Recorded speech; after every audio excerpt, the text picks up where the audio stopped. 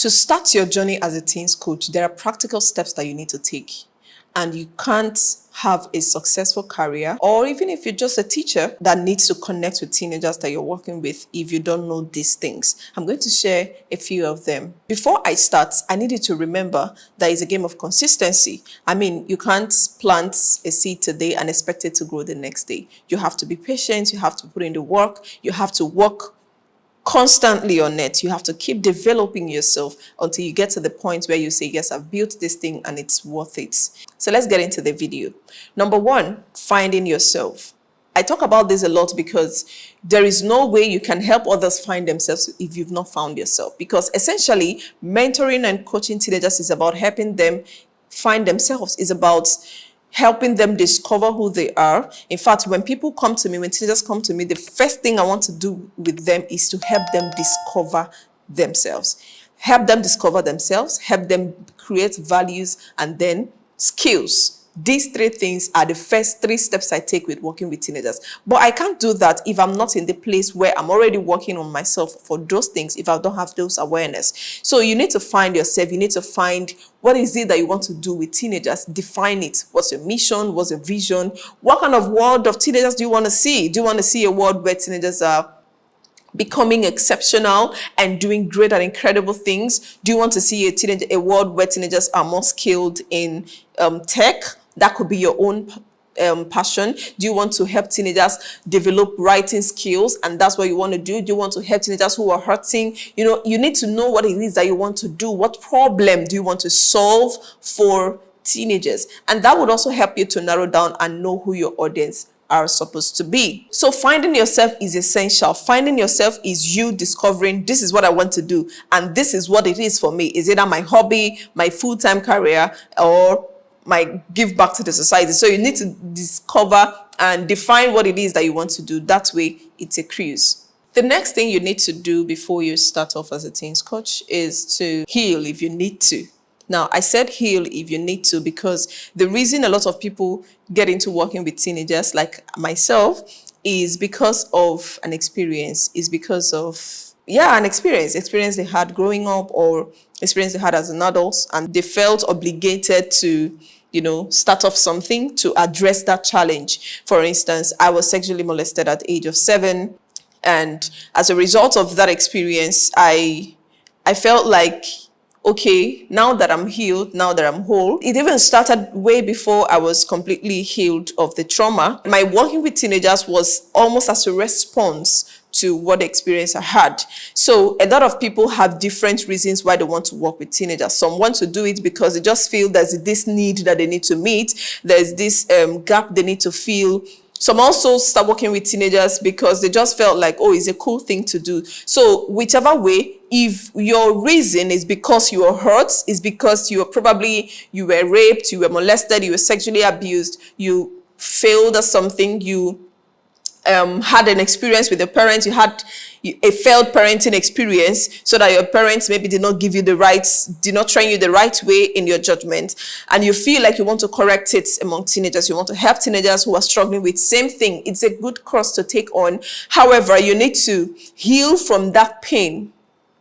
Why it's important to heal from that pain is that if you don't heal, as much as you're working with teenagers, helping them, mentoring them, helping them, they're growing, they're getting better, you won't feel that joy. You still feel that vacuum. You still feel that emptiness. So it's important that you heal from that hurt. You forgive whoever that was involved. You forgive whatever experience that brought you in that kind of corner where you were, molested or whatever. You need to heal from it, because if you don't heal, this will not solve it. Right? It will not solve it. And by the way, if you don't heal, you're likely to bleed on the people who did not hurt you. You're likely to bleed on the teenagers who you are even trying to help, because you're doing that with bitterness. You're doing that with resentment. You're doing that thinking, oh, if I didn't go through this, then I wouldn't have been here. You need to understand that healing is important before you start. Even if you're a class teacher and that's all you do, but you interface with teenagers, you need to also ask yourself, do I have childhood trauma? Do I have trauma that happened to trauma of things that happened to me as a teenager that I need to heal from? And then take yourself through the process of healing. Talk to someone, confide in someone, get healed. If you need to talk to me, yeah, you can talk to me. You need to go from pain to freedom.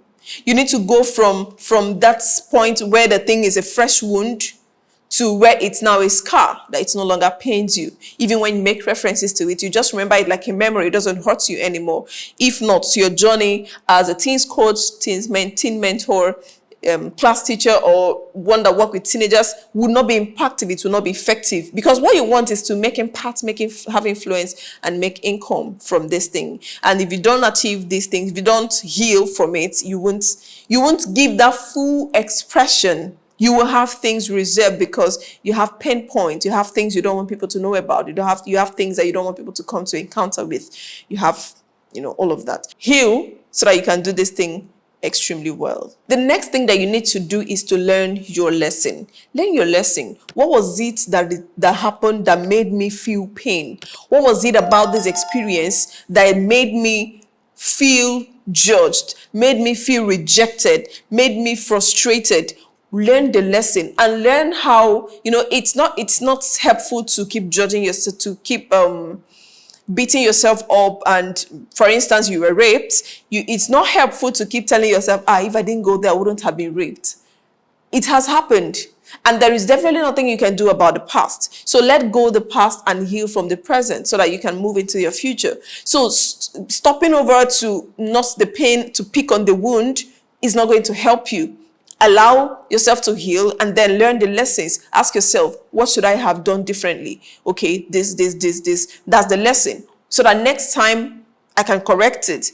In next experience, I can know how best to protect myself, how best to preserve my time, how best to do this. You just learn the lesson essentially and move on, having forgiven whoever that was involved. So that when teenagers come to you, you can even be free to share your stories. For instance, I talk to you now about my sexual abuse story because I'm healed. If I wasn't healed, as I'm talking about it now, I could be doing,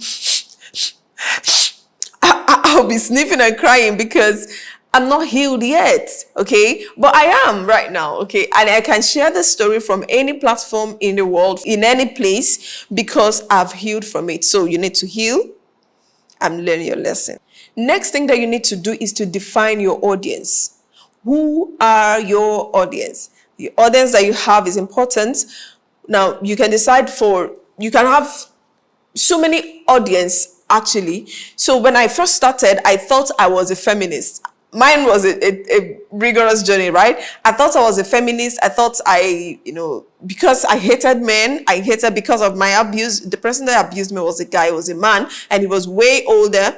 So I had this resentment for guys, particularly older people. Away from that, I thought my audience were girls, that I was just called to mentor girls. And I started mentoring girls. And then after a while again, I thought it was kids, children, young children. So while I was serving during my NYC, I started what I called What Changes Club. And it was more of children. I also had teenagers, but my major attention was on the kids. But as I kept improving and progressing, I realized that, okay, it's for girls.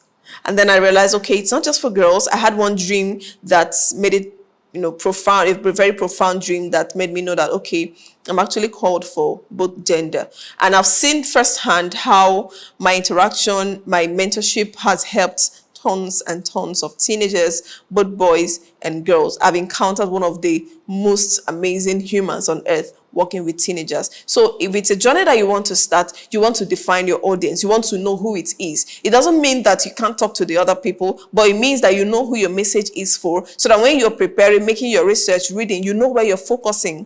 And when you hit it at the head, you will see the result. So you need to define who your audience is. Do your audience, they call it customer avatar, know who your audience is, so that you will know where they are. For instance, if I'm working with children, then I have no business going to campus to start something, right?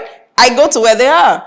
If I'm working with teenagers, I don't have business going to primary school, even though some teenagers can be in primary school. But you have them more in their numbers in secondary school. So who your audience is will tell you where they are. So you need to know who your audience, who are my audience. There are people that their own is teenagers, boys, some are girls, some are specific age bracket. So you need to make that decision. You need to realize it. I mean, it's not a decision that you make, you walk into it. As you keep practicing, as you keep interacting, you will know who it is that your message hits more. Okay, you can start with the by generalizing, but with time you narrow down. Okay.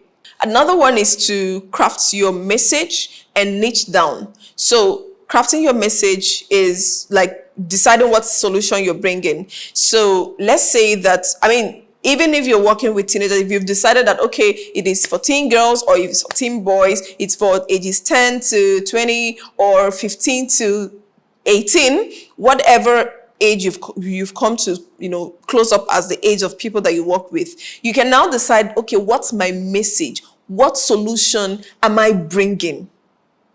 Because that's also very important. If you say, for instance, what I want to do is to help teenagers who are struggling with addiction, that's on one level. But another level of niching down is to say, I want to help teenagers who are struggling with masturbation.